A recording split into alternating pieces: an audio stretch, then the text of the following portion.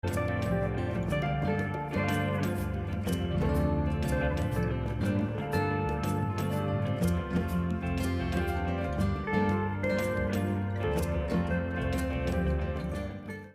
the coronavirus lockdown finally lifted and us being able to go out and do some hikes outside our immediate neighborhood again, we thought we might just show you where we actually, when we started hiking, where we got our ideas for the hikes from. There's a couple of websites that give you some really, really good general hiking tips and ideas for walks. The two we've been utilizing mostly were Walking Britain. As you see, if you go into walks, you can type in your region and find a walk, where you are, mountains, where to walk, walk grading. I mean, it's really good.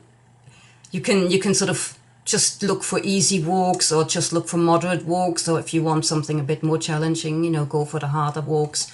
You can go by national parks, national trails, the regions that you're in, or regions of outstanding natural beauty. So if you're going on holiday somewhere within Britain and you're not sure what is to do hiking wise where you're going, there's all sorts of suggestions. It's just a really easy to use resource, and when you find a walk that you like say you like this one, you click on it and there you get your info. How long it is, how much ascent, how long they reckon it takes. You can have a full walk description with some nice pictures to boot.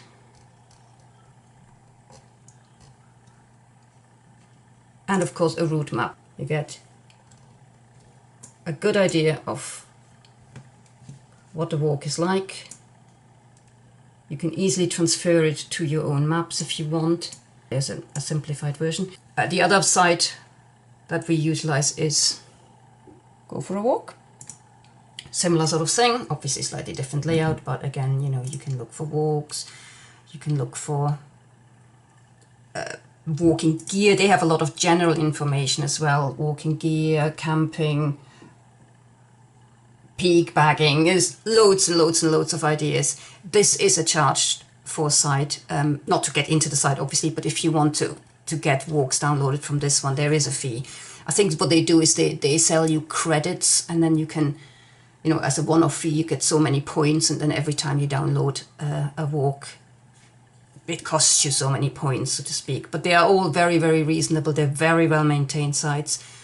And yeah, it's just, that's two ideas for you to have a little snoop around in these sites if you're ever stuck for where to walk in your area, or, as I said, where to walk in another area. This is one of our favorite, we haven't hiked for a long time, beginners hike again. Shining Toe and Windgather Rock from Erwood Reservoir. This is from the Go for a Walk website. It's only a 9 miles even, walk. Not a lot of ascent, also it's all in one fell swoop and you do feel it. And it's, yeah, it's a really nice little walk. You tend to park by the reservoir and climb up into the hills. You do sometimes wonder about the naming in areas. We're heading up to something called Steakside, as in vampire steaks. It's well known for vampires. Yeah, and we came here on a road called Pike Road. There's definitely a sharp-edged seam to this area. There's the reservoir behind Brian, just about visible.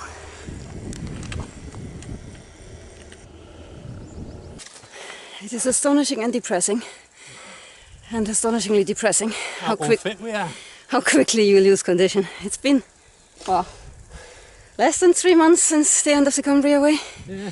And we are struggling with this hill. I mean, struggling. It's only about 1,000 foot. I mean, that's the ascent for the entire hike, so it's probably not even this hill. What are you doing? Oh. I need new glass. Yeah. So there's our turn off.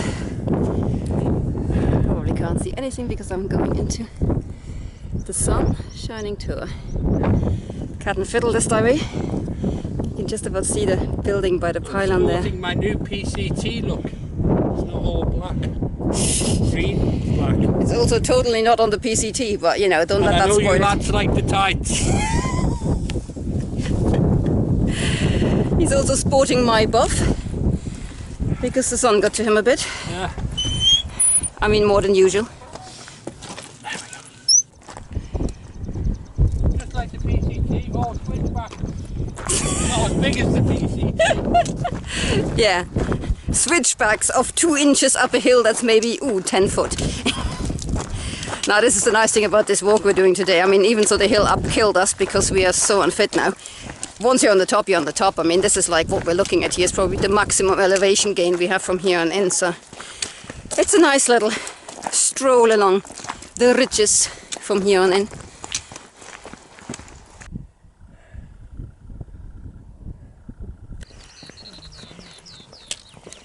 Yeah, you can see where the path goes all along the ridge. You can see it picking up over there.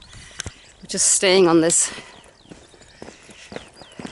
level pretty much for the duration before we start dropping down to the reservoir again.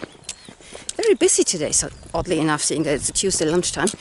But I guess as I said, a lot of people are trying to avoid the weekends at the moment because it's just too crowded.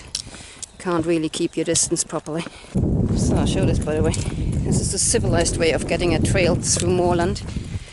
The entire stretch here is paved, basically. So all these slabs, I mean, a huge amount of work gone into that, but it means that, you know, we don't have to traipse through bog like that. A lot of these old slabs are like from Liverpool, you know, where the old houses were, where the lawyers and that lived. But when they tarmacked them over, they gave them to the National Trust, who used a lot of old graveyards. You know, you go through and you see loads of stones. That's what they used. It's Cat's Toe. We're at the high point of this walk. And there comes the other high point of this walk. Everyone's saying, is it? It looks out to me.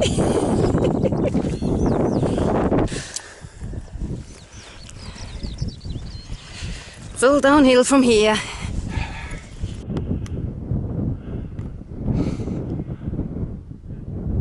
You'll see them trying here a lot. They're only little sections.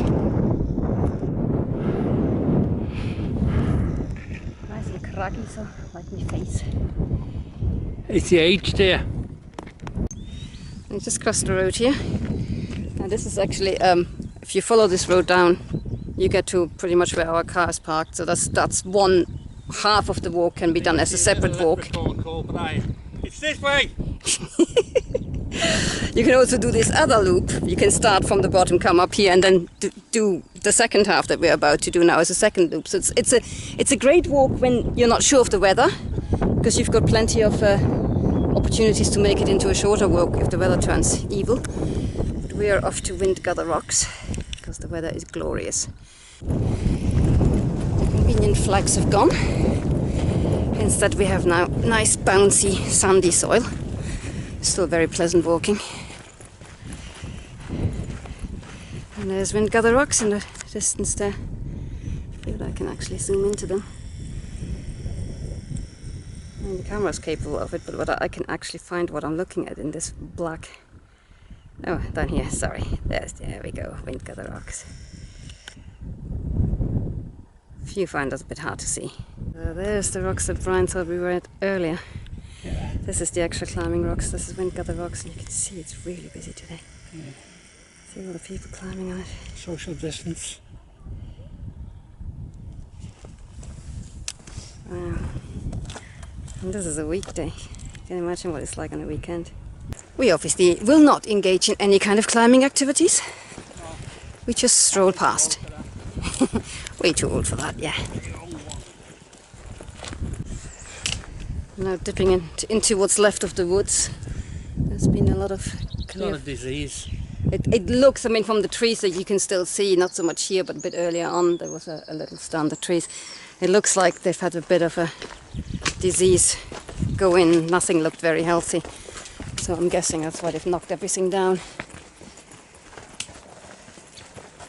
We're trying to find ourselves a nice shady spot to stop for what should have been coffee. Heidi forgot the coffee. Yeah. Brought the gas, brought water, brought the stove, brought the cups. Didn't bring coffee or tea bags. He hates me. You can tell we haven't been hiking for a while, can you? So we'll be stopping for a lunch break with water. Having our lovely lunch break with gorgeous, gorgeous water. Because nothing beats water, right? No, coffee is not on water. And I didn't bring any sauce or salt for the food either. So it's a little bit on the bland side, but hey, it's food. This is what happens when Brian leaves his hat on. He needs the sun protection. We both need a bit of protection, so we can just walk like this. Yeah. Actually, almost at the end of the walk. We just have to go up that hill now, and then it's all the way downhill and along another nice reservoir and back to the car.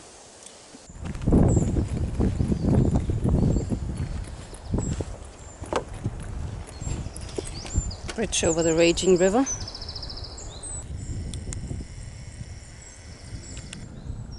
Shall I get naked? Please don't. Okay. Need to get them views up. Will that make it go down?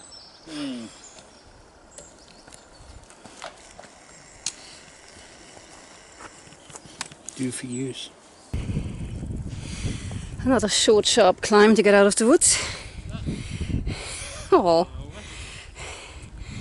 Brian's trying his ballet steps. Lack of coffee. Lack of coffee, yeah, I mean, I'm amazed you're still upright. That would be too much beer. How's he going to video them attacking me? Yeah. Making our way through the local wildlife. Keeping the camera out so everybody can see who started that fight. It'll be you, won't it? See, she's wearing an ass bow already. Definitely tagged there. Antisocial cow. Nice to be back in the shade. Especially while the husband steals the buff of me and then doesn't wear it.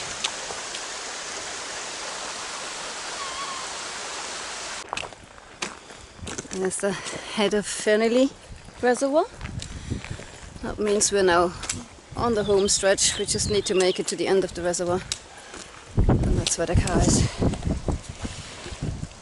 And there's a friendly dog. You scared it? I did indeed. I have the power. Yeah, we're coming after you, dog. Oh, that's what he's thinking of me. Okay. Duly noted. You're losing your bowl, mate. That dog got no balls. Sorry.